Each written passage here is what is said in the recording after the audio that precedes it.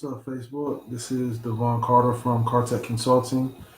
I am owner of CarTek Consulting. We are a cybersecurity consulting firm. Do me a favor, if you get a chance, please visit my website, www.cartekconsulting.com. That's www.cartek, consulting.com. Also follow me on Twitter at CarTek Consult or Instagram at CarTek Consulting. On this video, I'm going to be discussing platforms, internet governance, and privacy. And overall, I don't like to keep these videos very long, so we'll see how this goes. But ultimately, that's the topic for today. I haven't been on in a while, but I just kind of felt like I probably should go ahead and put some content out because I've been doing a lot of research lately in some of the classes that I'm taking. So I actually, this conversation was spurred on by, the announcement by Elizabeth Warren. She put a proposal out, I guess, in the last week or so, last couple of days, about potentially breaking up the platforms, breaking up Facebook and breaking up Google and all these really major platforms. And so I wanted to take an opportunity to just kind of discuss maybe the genesis of that, where that came from, why it's important, and how it may have impact to you, all you Facebook users, all of us Facebook users, right? I actually wrote a blog on this on my website. It's called Do Platforms See You as Customer or Prey? And so when we start this conversation, we have to understand that the genesis, the origins of monetization for the internet is all through ad revenue. So when you talk about ways to make money on the internet, it is all based off of ad revenue. That's the reason for it. That's how it came into be. Other models that they tried to run were not really successful. So they figured out that, all right, if we can get people to put websites up here and we can get these big businesses to purchase ad space, then guess what? We can make revenue off of that. Now, that's a really, really important key to understand, because when you start talking about making your money solely based on ads, you got to make sure you understand that actually necessitates somewhat of a surveillance state. And what I mean by that is, if I'm an advertiser and I put an ad on your website or wherever on your platform, I have to have some way, or you have to have some way to tell me what the impact of that ad is. You have to be able to tell me whether my return on investment is good, how many people are clicking the ad, how many people are visiting the ad. And in order to do that, what do I have to do? I have to surveil the clients. I have to check on the customers. I got to see if they're clicking the ad. I have to have a way to determine, so I can give that feedback back to the advertiser in hopes that it's good enough for them to keep advertising with me. Does that make sense? So when you think about it, that's the genesis, that is the foundation of monetization on the internet. We also want to think about, obviously, we're a capitalist society, right? So in a capitalist society, our goal is to what? Make as much money as possible through our businesses, our platforms, and all that good stuff, right? So if we start off saying, all right, we need to surveil these people to make sure they're clicking these ads, well, they're clicking these ads. I wonder what other information we can begin to gather about them. And so that is basically what happens. That's the beginning. That is the genesis of where we are now. So now we start talking about these platforms, right? So what is a platform? I found a little definition. It says from Zeisman and Kenny in an article, The Next Phase in the Digital Revolution, Intelligent Tools, Platforms, Growth, Employment, Communications. They define it as platforms refers to a multi-sided digital framework that shape and intermediate the rules participants follow to interact with one another. So in other words, it's basically a big old internet system that allows people to interact with each other and collect data and so on and so forth. Well, that obviously describes Facebook, it describes Google, Instagram, Twitter, all these big major platforms, right? Well, let's think about it for a second. With that, we need to rethink how we view these platforms, right? So it's no longer a matter of social media services is what they're what they're doing, right? They're providing a service to us, social media. We can connect with each other, talk, chat, and all that good stuff. That's not the primary goal. It's not like, oh, we'll provide this service of social media to all these users, and as a side effect, we'll collect some data that we can use on the back end. It's now actually reversed. It is now our sole focus is to collect as much data about each and every user as possible. And if they happen to interact with each other, that's cool because guess what? That will allow us to collect even more information about them. See, the thing that most people seem to forget when you start talking about these free social media platforms is it's a basic rule of business, right? Nothing in the world is free. Everything has a cost. Okay, so you got to think about it as in if you're not paying a cost to use the platform, then in most cases, you are actually the product, right? So if you are the product, what is it that you have that they want? And the answer to that is very simple. They want all your data, as much data as they can get. And so you see me looking over here because I got a lot of notes and stuff that I've been taking with some of the research and stuff like that. So what most people don't seem to really understand, and I think actually the education about this is starting to get a little better. Um, the data collection portion of Facebook and all these platforms. Most people are like, all right, well, I gave them an email address, or I gave them a phone number, or I gave them this little piece of this and that little piece of that. Well, what you got to keep in mind is as you give more and more of those small pieces of information, that information becomes even more valuable. And what do I mean by that? Okay, your email address alone, it ain't much. Well, if I add your name to that, now I know your name and your email, okay, that becomes a little more valuable. All right, well, if I have your email, your name, and I add your location to that, okay, now that becomes a little more valuable. If I add name, email, location, and your friends list, or then I add the likes and things you have, that is very, very powerful when you start putting and aggregating all that information together. And it starts to create a very, very, very, very specific, very strong profile and actually more like a blueprint of your behavior. They're basically able to become predictive and model your behavior on the internet based off of your activities, which they are tracking at all times. You ever think, so I know most of you are starting to see that they're saying, what is it? You can start using your Facebook or your Google login to log into these other platforms and things. So you have like a single username and password that you can get in. Think about that for a second. Now they have access and they're able to pull data from those other platforms and aggregate it with the platform on Facebook and Twitter and Instagram and your shopping habits and this is that and the other. And now they're able to get even more specific about the type of data that they can collect and become more predictive in what it is you're doing. Now, some people again may say, well, all right, they got to make money and that's cool and so on and so forth. That's how they do it. And okay, if that was the end of it, all right, maybe I could go along with that. But let's think about this. So in 2014, there was a study that Facebook ran kind of in the shadows. It actually got leaked a little bit later, but in 2014, they ran this study. And in this study, what they did was they basically were successful in manipulating people's behavior. So what they figured out was, let's just use this example. Let's say women. All right, one of the use cases was women tend to purchase more cosmetic goods and things like that when they feel sad or when they feel unattractive and things like that, right? Okay, it makes sense. It's kind of common sense, things like that, right? But then what Facebook did was they started to alter what feed updates you got or the women were seeing in their feeds on Facebook. Now, why did they do that? Great question. I'm glad you asked. What they were able to do was say, all right, if we filter out any positive feeds, if we take away the positive feeds, we take away anything that would encourage them, anything that was making them happy, and just send them all the bad stuff, anything that we would think that would make them sad. Let's see what will happen. Okay, are you seeing where I'm going with this? They were basically saying, all right, we're going to figure out a way to make them sad.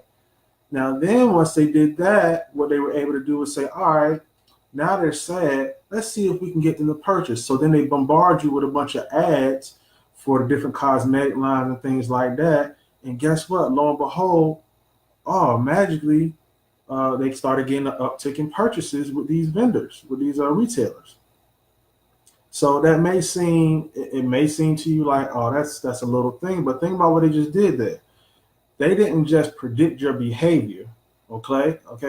They did not just predict your behavior.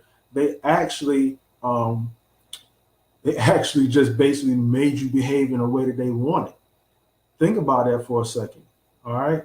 They are now manipulating your behavior in a way that will talk you into doing something that you otherwise might not have done. All right. Now that should be scary to a lot of people. All right. Now, if you think about that in the context of what just happened with the election, I say just happened, it's been a couple of years, right? There was a report by that was done, I believe, at Oxford University. All right, where they just basically went through like every piece of data that they could collect, every piece of data they could find related to all of the Russian interference and things like that. And don't worry, I'm not going towards politics. This is strictly a technology discussion. When they started researching it, they noticed something very, very, very, very interesting. The They didn't really manipulate. Well, let me say this: they didn't really manipulate the information. The information was accurate. Okay. So what am I saying? They didn't have to do much to get people to start breaking off into these little subgroups and things like that. All they did was use basic marketing tools, search engine optimization, stuff you do for your website all the time, just basic things they did to actually have start to influence what was going on, right? Now, why is that important? Because they were not even going as far as what Facebook did in their study, and yet they had tremendous success. I'm sure many people, when you start talking about the different subgroups, like for African Americans, they encourage them to say you shouldn't vote. Okay, if you were a white person, they were encouraging you to NRA type stuff or anything that was more considered white nationalists and things like that. And why were they doing that? Because the Russians understood that segmentation was the key to cause or wreak havoc in our election system. And remember, they weren't even necessarily manipulating behavior. They were just amplifying the thoughts that were already out there, right? So, basically, did they manipulate us or did they really just expose the underlying currents of the country? That's a whole other topic, for another person, another day. Okay. So when you start talking about that, let's consider these different modalities. Now, I'm taking some courses right now in school, and we talk about modalities. The different modalities that we focus on are norms, markets, laws, and architecture. And the way they work is if you have norms, it's basically your normative behavior, what people do every day, how they function, how they do things. They're normal everyday activities. You have markets, which is basically things, the way the market can affect the way you do things. You have laws, which is basically the way the laws can affect the way you do things. You have architecture, which would be how people are able to use technology as a mechanism to impact your activity, right? Now, why am I discussing this? Because this actually now gets into the part where Elizabeth Warren's proposal is kind of interesting. As I mentioned before, she wants to break up the big platforms. And if she does that, she basically be using the laws modality to try to impact the effect of these platforms, because ultimately these platforms are extraordinarily powerful. I don't want to say they're unregulated, but they're as close to being unregulated as possible. There are many laws on the book that protects them from any level of liability that goes on their sites. You have what is it? CDA Section 230, which basically leaves them immune. If somebody puts some crazy stuff on their website, and even if the cops or we'll just say if the judicial system says, hey, you have to take that down, the platform is immune from having to respond to a judicial order. Think about that for a second. Okay, they're immune from responding to certain judicial orders. That means they are extraordinarily powerful. Their lobbies are powerful. And so what Elizabeth Warren is saying is like, look, they're getting too big. We need to do something about this. Okay. Now, one of her main reasons is for small business, which is obviously very important to me as a small business owner and to some of you as small business owners. Think about how Amazon operates. Amazon, very, very huge consumer platform, marketplace, and all that good stuff. What most people don't realize, maybe they do, but most people don't, is that they will allow you to get on their marketplace to sell your goods. They will collect all the data about all your sales, your product, and everything they can. And if once they determine that your product is good enough, they will create a identical product under the Amazon brand and undercut your prices. So what do you have? They're now functioning as the utility. They're functioning as the platform for where I can sell everything, but they're also functioning as a competitor. Okay, if you want to talk about an unfair advantage, that's you don't get more clean cut than that. So, oh, hey, Rich, I'm glad you're on too. Thanks for joining, man, Rich. I appreciate it. Elizabeth Warren's proposal is saying that if you have a certain amount of revenue per year internationally on your platform, okay, then you now get classified as a platform utility. Now, why is that important? Because now it means that you can't compete against the people who you're providing service to. So if I use your platform to sell my goods and you're now considered a platform utility, you can't turn around and then compete against me after you've collected and used all of my information. Okay? So remember at the beginning of this, I said the whole foundation of the internet is based off of what? Information gathering, data collection. And as they're collecting all this data, we've seen it from the privacy standpoint, as in collecting all the user data to get to the point of predicting behavior. But you've also seen it in the small business standpoint, like somebody from Amazon who uses that data, your sales and marketing data, that's readily available to them on the platform to decide what products they are then going to begin to compete against you. And because they're so big, they're developing and all that good stuff, you can't compete against an Amazon. They will undercut your prices, drive you out of business, and you're good. Or if you're lucky, maybe they'll decide to buy you out. Okay. But that is really starting to grow a small business. Okay. I think they mentioned some statistics like venture capitalism in different areas for these platform creations and things like that. It's dropped 20% since the extraordinary growth of Amazons and Googles and things like that. Why? Because they know these small businesses can't compete. All right. In fact, there's a big, I work with a lot of small businesses, a lot of startups, and their whole goal now is not necessarily to be in business for years and years and create something sustainable and that will be able to create jobs necessarily in the community. Their goal is to get bought out by a Google or a Facebook. That is now the new method or new way to get rich. Think about that now. We're not trying to necessarily produce and create. We're now trying to produce and create just to get bought out, to hit that big payday. And there's nothing wrong with that. But if that now becomes the primary goal, then what are you doing? You are doing nothing but creating a bigger and bigger monster in these platforms that will continue to grow in power through which small businesses can't compete. Okay, so that's all I'm gonna have for tonight. I appreciate you guys. Thank you for listening. I appreciate your time. Hopefully, this gave you a little something to think about. When you're sharing your data on these platforms, understand what's going on. Understand that if you're not paying for it, then you are the product. That could be another solution. How much would you pay to keep a Facebook membership? Okay, maybe there's a situation where they do like a Netflix or Hulu, right? You can pay extra for them not to show ads. Would you pay extra for Facebook not to use your data, for you to just simply be a user and them not to be able to take your data and use it and sell it to third parties without your knowledge? That might be a question or something to consider. That could be a solution for this. But the bad part or the negative effect could be that maybe it prices some people out to the point to where they can't afford. They just have to deal with having their information stolen, or not, shouldn't say stolen, but having their information collected. Well, the other side effect of that is what if people start moving off of Facebook, moving off of these big platforms?